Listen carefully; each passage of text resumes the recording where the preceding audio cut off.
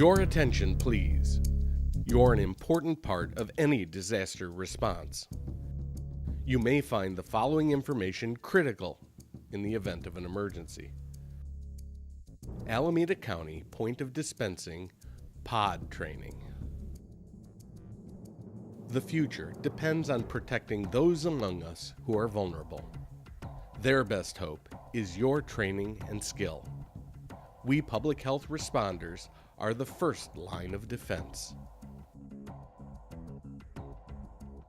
Terrorism, especially bioterrorism, has added new and alarming dimensions to our emergency preparedness needs. Potential targets identified within or close to Alameda County include the Bay Bridge, the San Mateo Hayward Bridge, the Oakland Coliseum Complex, Lawrence Livermore National Lab, BART tracks and stations, the Oakland International Airport, and the Port of Oakland.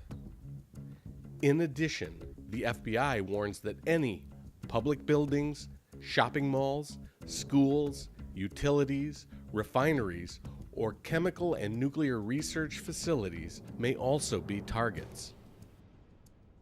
The guidelines for your role in a response may vary depending on the exact nature of an event and its location. Since 2002, the Alameda County Public Health Department has been working with city, county, and other stakeholders on plans to respond as quickly as possible to preserve health and prevent the spread of disease in case of a bioterror attack or other such public health emergencies. These plans are referred to as mass prophylactic medical countermeasures. An essential part of this process involves dispensing medicines or other essential survival support to large numbers of the population. The points of dispensing where this takes place are known as pods. City officials have the primary responsibility for all pods within their jurisdictions. Alameda County is responsible for any pods located in unincorporated areas of the county. Together, city and county officials have identified and evaluated many potential pod sites. While most cities in Alameda County have 1 or 2 pods within their city limits, some have as many as 5. Pods are generally set up at school gymnasiums and big auditoriums where large numbers of people can easily come and go. In the event of a public health disaster, you'll be notified by automated phone system or phone tree if the phones are working. If not, you may need to listen to the radio or TV for instructions. You may be asked to report immediately to a pod, or you may be requested to stand by. Pods will be open 24 hours a day and staffed in 12-hour shifts. Depending on the situation, the pod campaign may go on for days or weeks. Be prepared. When reporting to a pod, wear comfortable clothes and always bring your driver's license and work IDs along with any personal medications you might require over the course of the emergency. At the pod, you'll sign in and be given a role with duties explained in your job action sheet. Efforts will be made to fit your professional skills, but every role is critical. You'll immediately be provided medication for yourself and, if take-home prescriptions are involved, additional medication for those living in your household. The most extreme case, and the standard for which we train, is bioterror anthrax attack. In an anthrax attack, the maximum window for emergency treatment is around 48 hours. Treating an entire urban community within that time frame will require everyone to perform their duties quickly and efficiently. Why the rush?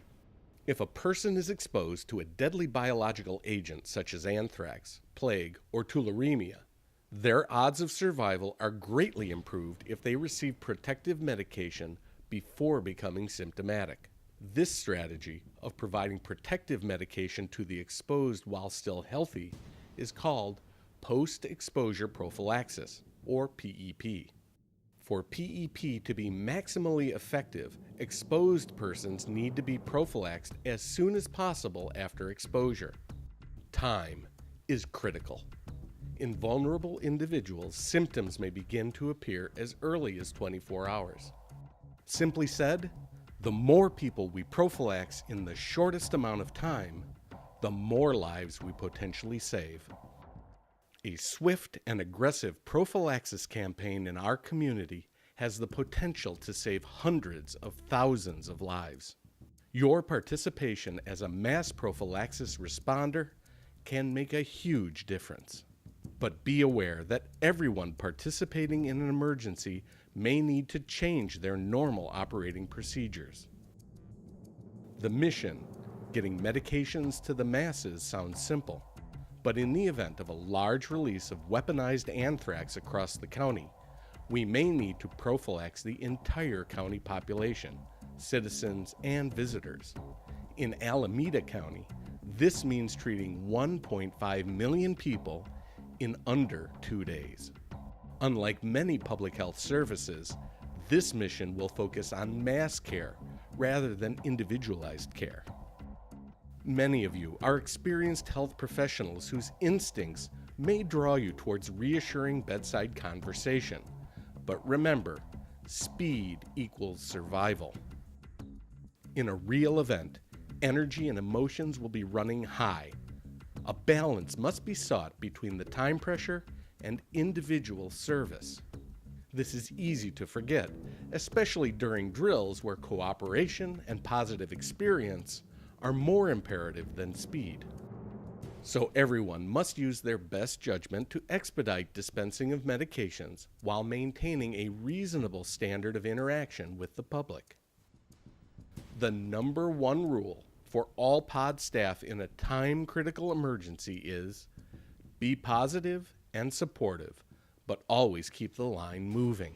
Pod commanders, section chiefs, group supervisors, and unit leaders should always be on the lookout for ways to improve bottlenecks and speed up flow.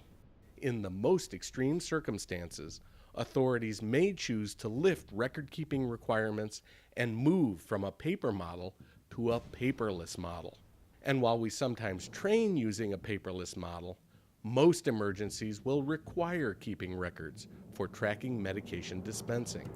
Wherever you work in a pod, your job is to support the rapid flow of dispensing and to maintain quality public health care to our citizens and visitors.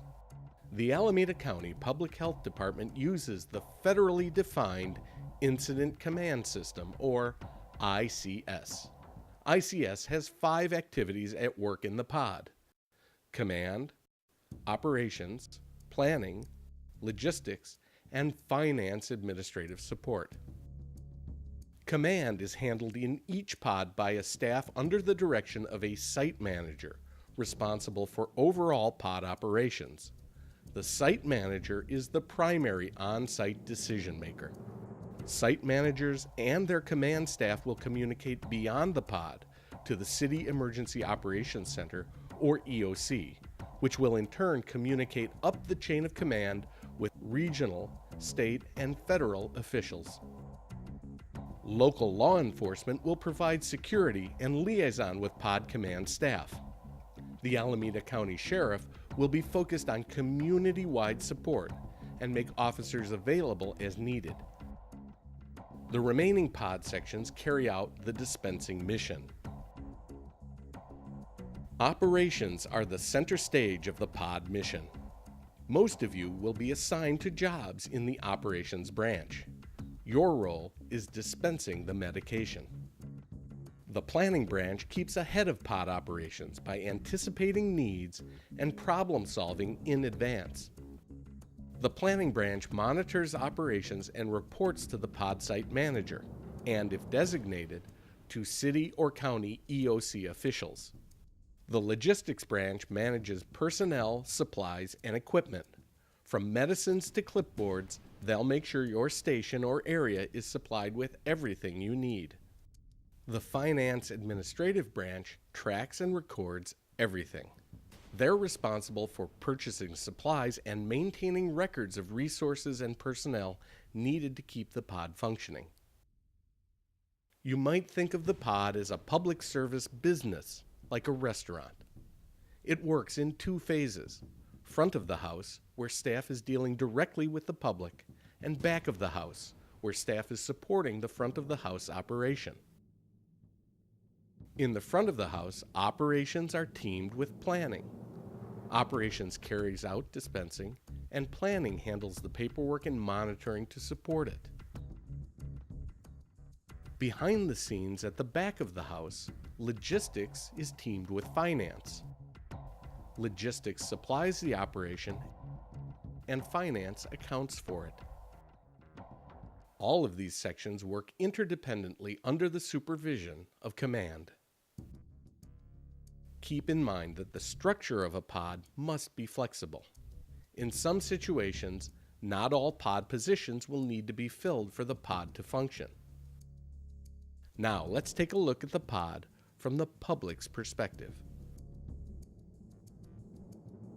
The pod site has two basic flow tracks, the express track and the assistance track. 95% of people will go through the express track and receive medications normally. The assistance track is only for the small percentage whose health would be threatened without special medical attention or communication. The pod process is meant to be fast and simple. Fill out a form. Have it reviewed for allergies or complications. Receive medication, and turn in your form with name and medication listed together. And if you need special assistance, there are medical and communications experts available to help. Admittedly, this simple flow can appear complicated when laid out to maximize space in a building, but the basic flow remains the same. The first person the public encounters is the greeter.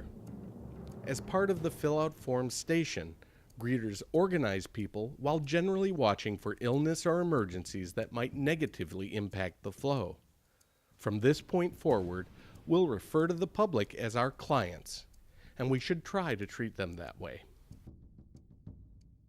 Greeters need to monitor the whole line, walk up and down the entire line. One greeter should always be stationed at the very start of the line. The rest of the fill-out forms team includes flow control staff who hand out forms and ensure that clients fill them out before proceeding. If you encounter someone who's sick outside the pod, quickly separate them from the rest of the crowd. Don't send them into the pod, but get them to an outside medical team. If they're ill, they'll be transported to a healthcare facility for treatment. People may have a lot of questions. Always be reassuring, but try to refer them to signage or to printed material they'll receive further ahead, and then, if there's time, calmly answer their questions, but only if you're certain you know the answer and it will contribute to the flow. As early as possible, clients should be given antibiotic screening forms to complete. Clients may pick up medicine for other family members, but they'll need to complete screening information for each person. It's difficult to fill out forms while standing. Make sure you have more than enough pens and clipboards to stay ahead of the next station. The next station, show forms, is usually the first bottleneck in pod flow. As a forms reviewer, your mission is to quickly check the screening form for all no answers and pass clients to the pickup medicine station. You must be especially efficient and fast.